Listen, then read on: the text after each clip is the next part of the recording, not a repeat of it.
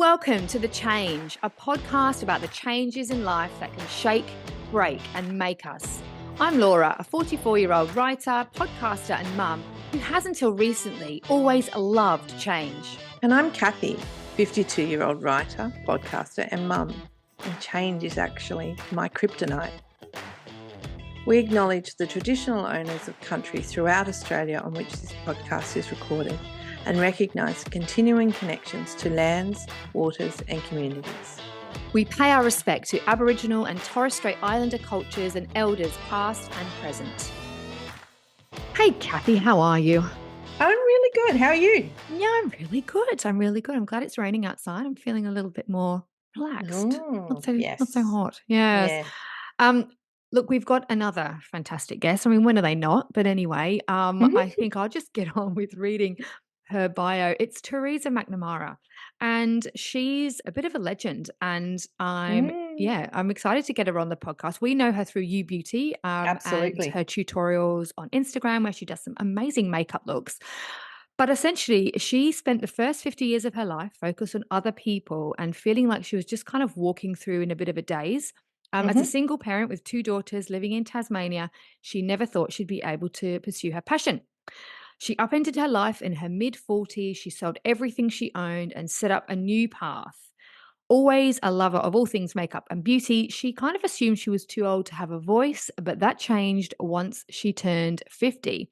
She got married, she's had a new career change, and she's also entered the beauty space as a freelance contributor to the Mamma Mia website.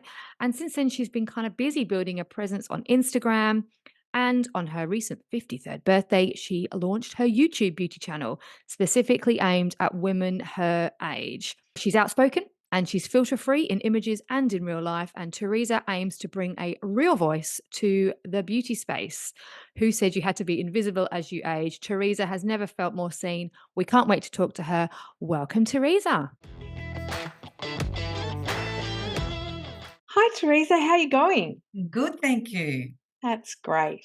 Thank you so much for joining us on The Change.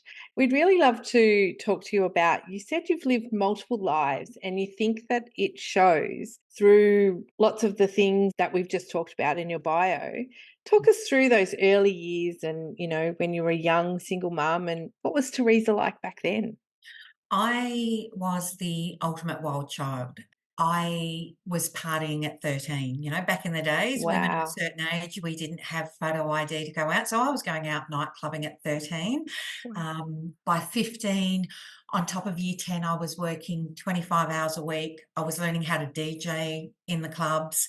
I was paying board as if I was 18. So I was living like I was 18. With no cares in the world at that time, I had been told at 15, I suffer from multiple chronic and invisible illnesses, and a couple of them are I've got really bad endo, and at 15 I was diagnosed with that and twisted tubes and told the likelihood of me having children was very minimal. So, Gosh, that's quite young to be diagnosed, because you're a similar age to me. I yeah, think I'm yeah. 52, so and I had endometriosis. Sorry to cut into No, your no, story, but it's incredibly young to no. be diagnosed, because I wasn't diagnosed until I was 26, Yeah. and my mum had a hysterectomy at 24. So we Yes. knew it was in the family, but it still wasn't diagnosed in me. My mother, similar issues. I started my period in year 6. Mhm. By year 8, I was put on the pill by the doctor because I was Wow. that heavy. I was passing out, falling downstairs, Mhm. and all of my life was having periods that would last for 3 months, Yeah. and heavy. So when that happened, I had never thought about the possibility of having children, and my life literally revolved around I'd go to school.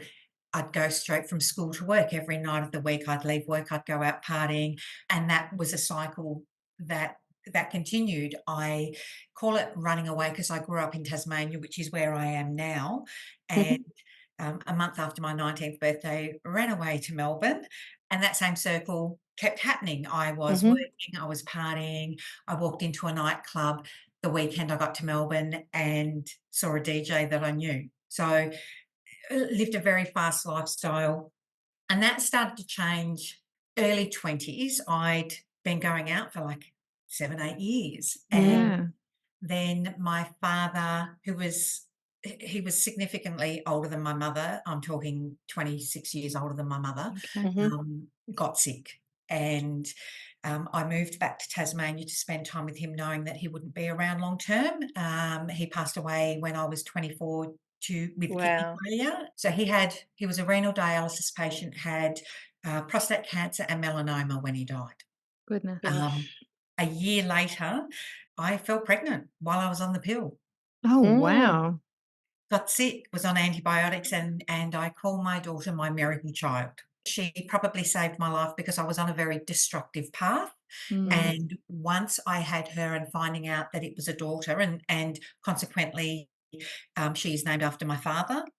Mm. He was George, she's Georgia. She changed my life and saved my life. Wow. Mm. My focus I went immediately from being a party animal to going, I don't want to be a statistic. I was very conscious of raising my child on my own, very conscious of wanting her to have a better life, a different life. Like, we came from a very poor background, and that changed everything. So my focus then became giving her the best life and doing what I needed to do. We had no money, like, had absolutely no money. I was always interested in skincare and makeup back then, and that probably really started the depth of my path down caring about my skin. And I was using things like Palmer's stretch mark lotion on my face because I knew that if it would be beneficial to stretch marks. I didn't have the budget, and there wasn't, the array of products out there that there is now. I was slapping that on my face. I It smells also great, that stuff. I Yeah, I remember does it love it? it. well. I It's love it. gorgeous. Yeah, it's a lovely Yeah. And smell. Mm. and I had at 15, I had baked myself in the sun, quite literally. I Mhm. am a very pale, my background is Scottish and Welsh, and am very pale and freckly, and had slathered cooking oil on my body at Oh, Oh. 15 Mm. and fell well asleep from midday to 3 in the sun. we didn't Ooh. use cooking oil up on the mainland. We used baby oil up on the No, no, this was mainland. the next step. I'd used babe, but this was cooking oil, Oh 3 my days goodness. in Oh, December wow. in the sun. Wow. I was hospitalised. Oh, goodness. I was tented. Oh. I had suntan marks for 4 years. Oh my gosh. I had literally cooked the flesh Oh, in ow. between my breasts, and Oh, poor cortisone thing. ointment. I was that hot that cortisone ointment would crystallise, which I had to have applied 3 times a day. Oh my So Gosh. goodness. For so anyone that's young and Yeah. listening and thinks suntanning is a good idea, Mm. seriously, I not. have not been in the sun since, and the hats I wear on my head, thank God I had the foresight to, when I fell asleep, put a towel over my face. Oh, well, that's the start Um at least. Yeah. I have been very sun conscious since then. Mm. Mm, I have had to have follow-up. I've had that many precancerous lesions mm. burnt off my body. The last go was 55 in one day. Wow, Wow, wow, ouch. wow. But Mm. I sunscreen religiously. This Mm. body has not been burnt since I was 15, and the hats get bigger every year. Do you have another, child as well? So your Yeah, daughter so Georgia, and then yes. after Georgia came. So when Georgia was 15, I Mhm. had met 2 years prior a young woman, Miriam, and she was someone that I'd met. I was doing those for development classes for young women, so like a deportment agency, modelling Mhm. Okay. agency, and they very much focused on self-esteem and Mm. confidence. And I met Miriam and saw this young woman really fighting for a better life. Really, Mhm. really fighting to she'd been in and out of the foster system since she was 7, and through no fault of her own, and she does have a mother, and they love each other dearly, but there are issues there why her mother has struggled to be able to look after her, Mm. and through no fault of either of them. And I knew she was meant to go and live somewhere, and this night that I'd seen her dressed up for a dinner when she was 16 in year 10, and looking beautiful and elegant. I found out that the family she was meant to go and live with couldn't have her. And Oh. essentially, Mm. for year 11 and 12, she'd be crowd surfing. And my heart broke because she was Mm. fighting. And I looked at my daughter and I thought, what would happen if something happened to me? Because it was only me Mm. who was all she had. And she looked at me and nodded, and I went, "She can come and live with us." And, Mm. about 6 weeks later, she did, Wow. and that was I couldn't love her any more than if I gave birth to her. She's Mm. Mm. now, 28 or 29 this year. I can't remember off the top of my head. There's 9 months between her and my daughter. Um, Wow. Yeah. so Wow. she'll be 29 this year, I believe, and Georgia will be 28. So Georgia and I were mother and daughter, and Miriam made us a family. Mm. That's And great. That's they lovely. and they are sisters, and I'm so proud of both of them. Mm. Yeah, Fantastic. incredible.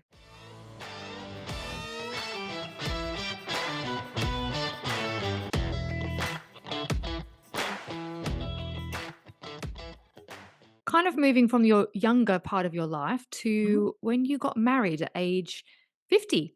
And Yes. essentially, you kind of started your life all over in many ways. Tell us how that happened and what kind of preceded that big change for you. Yeah, look, we'll call it life-changing. When I was 37, my mother passed away. So, Mm. she was diagnosed and there were recurrences of breast cancer and non-Hodgkin's lymphoma on the same day. Mm. Gosh. Um, and we were told it was three tumors the size of a grain of rice. We were told she could live 10 years without treatment. She passed away 6 weeks later. Goodness. Goodness. Mm. Yeah, it was really quick. Um, and we went from that to a week later being told, like from the diagnosis, a week later being told she had 3 months, and a week after that being told she'd be lucky to have 3 weeks. Mm. Goodness Um, me. I have an older brother and sister, but my mother and I was the only one that lived there, had discussions with palliative, and I essentially didn't leave her side from that Mm. 6-week moment. We dropped everything and had discussions, and the night before she passed, we had her last sort of coherent discussion was she was done. So the morning of, it was up to me at 37, to say to the doctors as they came around, "Today's the day." Mm. Um, and that happened sort of with both of my parents. They were very fortunate that they got to choose when they Mm. got to end their life. So whilst we have things like um, voluntary assisted dying, that's been around for a long time, essentially, when Mm. we're at that stage of life, and both my parents made that decision. So once that happened, it was just me and my daughter in our town at the north of the state, still in Tasmania. Um, and I essentially felt like I was treading water then. She was about to start high school. So my whole life, I've been a gypsy, and change isn't a big deal for me. I have lived all over the country. I am happy. I was just as happy to have all my contents in the back of a car. It doesn't bother me. But when I had my daughter, I planted roots. Once mum went and Georgia was in high school and then Mim came along, my job was to get them through high school and to send them out into the world. Mm. And they went out into the world and went off to uni, and um, what happened next was I went, So "Okay." were you still in Tasmania at the Yeah. time? Yeah, Yeah, you so I was stayed on in the north yep. Tasmania with it. Yep. I stayed on the northwest coast in a small town called Burnie, Mhm. and, literally the week that they left, I thought about what I wanted from my future. And I had met what I call on New Year's, the following New Year's Eve, I met my soulmate through my best male Mm. friend was living with her. Like, this is a female soulmate, not.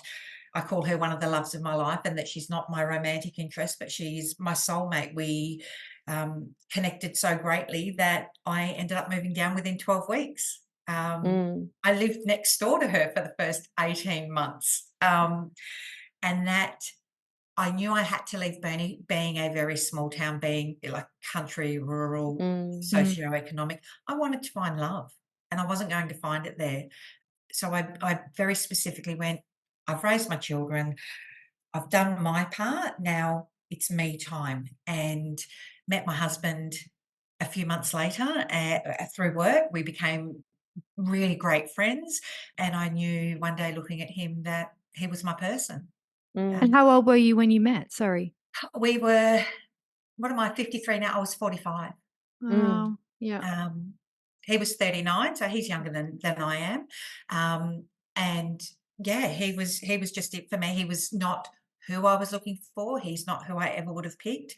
He Mhm. is my calm in the storm, and I orbit around him and he keeps me calm. He's very Mm. different to me. And that happened. And then it all just sort of culminated. So 2 years ago, we got married, and 2 weeks later, I had a complete career change. I went from an advertising background into tourism and hospitality, still in a sales front. So that started 2 weeks later. And then a few months after that, I had a post in the You Beauty Facebook group go viral, Mm. and that led to then this whole new career that's opened up, which Mm. I didn't expect would ever happen over 50, and I didn't expect being able to do from Tassie.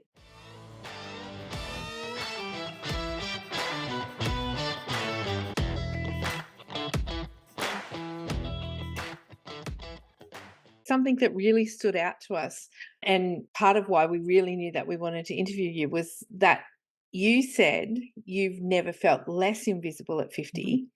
And that particularly resonates with me because I actually find the opposite. I mean, I'm sort of starting to come out of the other side of that a little bit, but just tell us more a little bit about that, that how you feel less invisible. Yeah, it was really interesting, and I probably came to that conclusion after reading your article, because I Mhm, remember reading it and going, "I feel so the opposite of how mm, you were feeling," and I think it was because all of up until that point, I had been Georgia and Miriam's mum. You know, mm, I had been the person doing this. There was no focus on me. Going into this, since I turned 50, there's I think it took until I was 50 to be comfortable in who I am as a person and mhm, to not judge myself. That all just went out the window. The doors that writing for Mamma Mia has opened means that I think one of the things I'm known for is that I don't use filters. mm, I don't have at this point, and I'm not against them, I don't have fillers, I don't have Botox. Again, I'm not against them. There could come the day that I walk in the door with my arms spread and say, "Load me up." But mhm, mhm, I put that out there. I was a nerdy, bullied, self-conscious of my looks and mm, everything child. I was compared to my sister and to other people. And at this stage in my life, I don't feel like I need to justify who I am to anyone else. I don't need to make mm, myself quieter or smaller for anyone else. And mm, my face has been out there, not just filter free, but the amount of photos that have been out into the community of no makeup, like, and close, like I zoom in mm, on this is what pores look like because that's normal. Like, don't mm, beat yourself up. This is normal. This is what a real 50-year-old, now 53 face looks like with crow's feet. That's normal. My last article, I had an allergic reaction from trying products, and I looked like the winky faced emoji. My face was that mhm, swollen. And that went out, and that goes out to a big audience. And mm, I think it's really important to share in this space what a real face looks like at 53. And the feedback that I get has been so incredible that I, I, I like I said, it's put me out there. It's reaching an audience, and mm. I've never felt more visible or exposed, and I'm okay with that. Yeah, Mm. it's I love funny that that. you say how, like this is what a 53-year-old face looks like. I guess when we were growing up, or I'm trying to think of when the golden, what was it? The Golden girls golden that are our girls. age, Yes. that Yeah, and you kind of look at the pictures of, Blanche and mhm, Betty White and, Sophia the mum and all of those, and they're like they looked like my grandmothers, yes, but they were portraying women of 53, 50, absolutely. like, I mean, obviously Sophia wasn't, she was Mm, the mum, but she was the rest of them were portraying women our age, but they mm, had grey hair and they had lots of wrinkles, and I certainly looked at them and thought, "But mm, hang on, they're not 50, they're, like, the same age as my grandparents." And Mm. now I look at them and go, "Well, hang on, if We're that's older than what I'm older than some of yes. them. Well, Yeah. we're actually older than who the age they were portraying, Yeah. but the actresses were 10 the only actress that was younger than the age she was portraying was actually the mum. Mhm. So the rest of them were at least 10 years older than the age that they were portraying on screen. So it's no wonder that we're all confused about what we're meant to Mm. look like at a certain age. And but Because we see that or we mm, see J-Lo, like, yeah, Yeah, there's no in between. That's no. right. And it's and yeah. sorry, I was just gonna say there's no action, like, there's nothing that says I should look this way or I should look that way, that's I guess that's the other thing that we need to, we spoke with Jacinth Bassett around, what women look like, Mm, and we all look a different way at a different age, and we are who we are at that Mm. age. So absolutely. Yeah, I think that the problem with the media probably back in the 80s and just forever really, and the portrayal of women has always been once you were kind of over that 40, you were just old. So that's why the Golden mm, Girls are just kind of grouped together as this kind of collection of grandmotherly types Mm, when they're actually quite diverse in age. mhm, And if they were grouped together now, it'd be quite weird to group, 50 mm, year old with a 80-year-old, like it's not weird, but they're 2 different generations, and they should mhm, never really have been kind of clustered under that Golden Girls title. It was just a mhm, mhm, strange thing to do, and, yeah, it's very dated, and thank God we've kind of moved away from that and can see that age 53 can look myriad ways, and Teresa, you're, absolutely helping us to see that, and we thank you for it. mm, you know, I And have I have daughters that are in their 20s that have grown up in the Kardashian-Jenner era where mm, everything is nipped, tucked, photoshopped, so it's really important, and both of these women, like my girls who are, heading towards between 25 and 30, they rarely wear makeup, and I've brought them up with a strong sense of mm, self, and mm, I never wanted them to compare themselves with somebody else. So that's really important that mm, I can push that out further. I think it's a really strong message to have. We're so continually comparing ourselves to photoshopped images, and you mhm, see anyone on forums, anyone that shares photos that's asking a question on the various groups that I'm in, the first thing they do is apologize for, sorry for the unfiltered skin, but can somebody explain this? Don't apologize for it. mm, The fact that we have to apologize for what is real skin mm, is mm. heartbreaking. Yeah, it's so true, and it's interesting that you're part of an industry in a way that is very youth centric, and I think it's Mm. good. You're disrupting it. You're being a disruptor by just being in I'm it, hoping to be. mhm, and mhm, kind of, yeah, showing many other women of every age, what skin and makeup can do for us, and what it can look like, which I think is really important, so that we do have a very broad representation. That's what we need.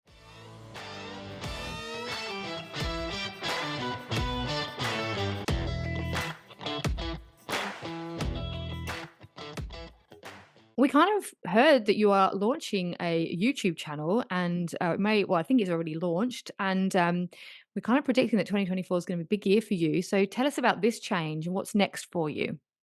Yeah, it's been really interesting. It's consistently over probably the last 4 years. I have quite often, like on my Instagram and in different groups, shared my makeup or my mm, skin, and the biggest question that I would get asked is, what's your skincare routine, which changes all the time, or geez, I wish I could have you in my back pocket to do my makeup. How do you do it? I'm trying to do this. And so that constant ask had been something that I had thought about growing on it. And so what happened was, as my profile has slowly grown, it's then led into more and more questions. And I started doing some lives on Instagram, and it just mm, became a natural progression. So once I decided that, look, I think that I've got a space that can be filled because I watch a lot of YouTube videos, and there are tutorials and there are channels that are designed for our age group. However, there is not a lot of representation in Australia of a woman our age. mm, That so I thought I'm going to try and fill that space and try and keep it real and that ended up becoming, well, let's launch on my 53rd birthday, which was just under a couple of weeks ago now. So Mhm. it's a slow progression. It's a very big learning curve I'm in at the moment. It's aimed at beginners that don't know the very basics. What brush do I use for this? What I want to do a skincare routine because I've only done something pretty basic. What can I mix? I feel Mm. like I need a science degree to understand ingredients, or my eyelids are hooded. Well, so are mine, and they sit on my eyelashes. So it's about beginners over 40, over 50, Mm. and just rolling that out. And I've set myself a goal of set a series of goals over 12 months as to how I want that to look and to scale. And it's just getting that in place now. Like I work 40 hours a day during my day job, and this at this point in time is about 30 hours a week on top of that, which is fine. And I'm just hoping that I can continue to grow and help people, because it is really about, I have an absolute passion for skincare and makeup. I I know my skin so well. It is, I always say to people, really get to know your skin, like touch it, poke at it, feel it. What I put on my face one day may be different than the next day. And there are reasons for that. So I've spent probably 30 years getting to understand that about my skin. And I think that I can help somebody else take a bit of a shortcut with that. Yeah. Good on you. Yeah. Thank you. So, and there's obviously after that, like if this goes the way that I want it to, and look, I'm not expecting to become some, Mhm. you know, crazy influencer. I'm pretty realistic about that, but there are other end goals that I have in place for that as well, as things that I want to do. And it's always been a goal, probably for the last 4 years, to look at. I know what my ultimate skin serum would be, for example. I Frankenstein mine and have been trialing things over the last few years, and I eventually one day I'd like to launch a skincare serum. Like that's the Wow. ultimate goal. Mm. So it's all goal after goal after goal. Mm. Well, that's Oh, the way to do it, isn't it? Yeah, Keep on keeping on absolutely. with those. Yeah. yeah. And such an exciting time for you.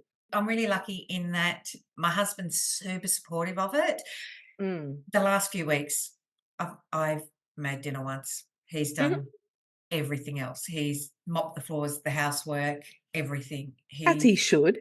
Yeah, yeah, and he's like that in any case. I'm really lucky in that that mental and weight load is distributed 70-30 in my favor. Like Mhm, mhm. he does the most at home without fail, but I certainly couldn't do it without the support that he is giving me with this, with my frustrations.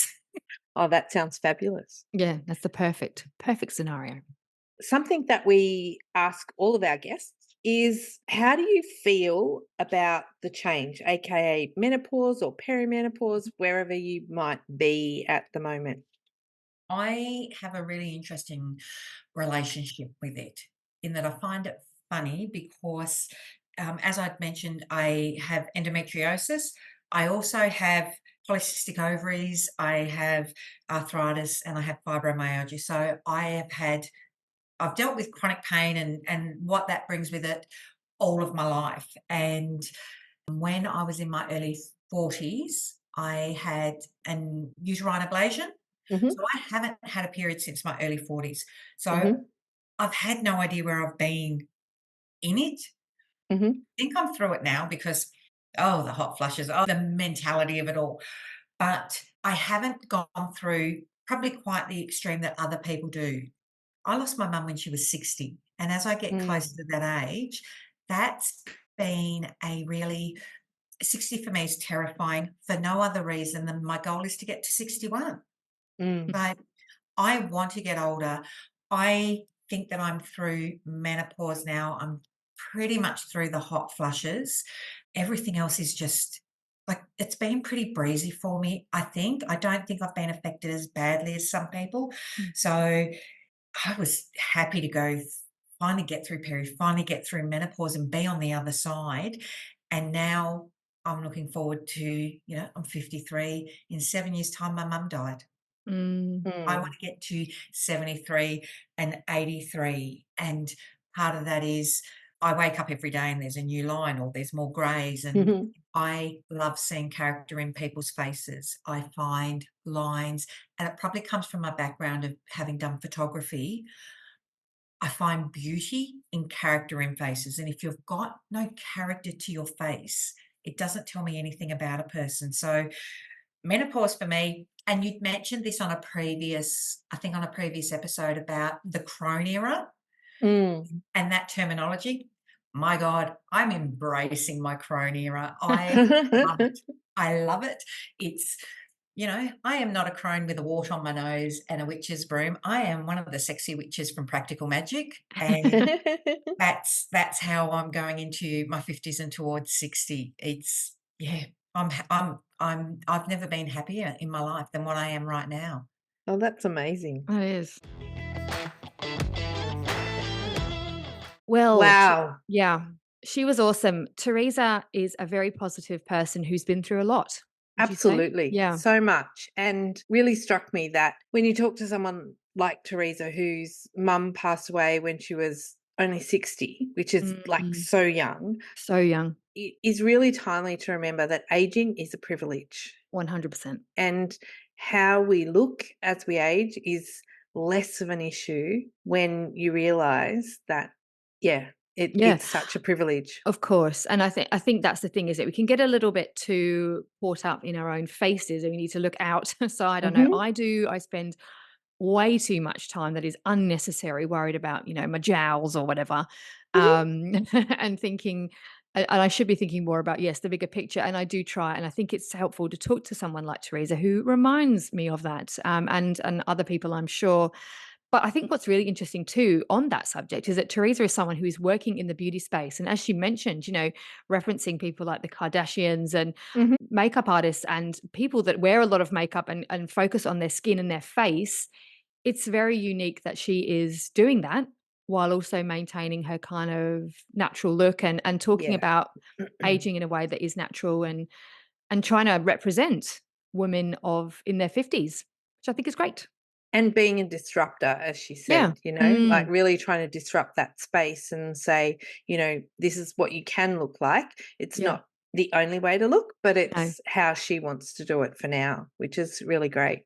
Yeah, she's really living kind of Jacinth Bassett, who we spoke to on a previous episode, the I Look My Age campaign, which was all about representing women looking their age and not being looking good or looking young for their age. Teresa's just out there. She's living it. She's doing it. She's putting on makeup and skincare and letting other women of every age, look at her face and go, this is it. And she does it so well as well. Like, she looked Yeah. beautiful on the screen. I wish you could see her. She always looks immaculate. Go check out. We'll put all the links to Teresa's Instagram and YouTube in the show notes so you can go and see what Teresa's up to, because it's really fascinating. And she's doing great things and remaining super positive, which we love. And true to herself, which is Mm. also awesome. Thanks for listening to The Change, a fully independent podcast. Whether you're seeking inspiration, curious about change, or just here for the great banter, we'd love you to make The Change your new go-to podcast. And even better, send us your voice notes or questions about change. We'll use them on the show.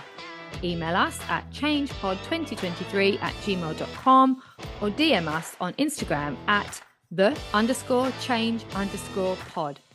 Find us wherever you get your podcasts. And don't forget to follow us on Instagram for more on The Change.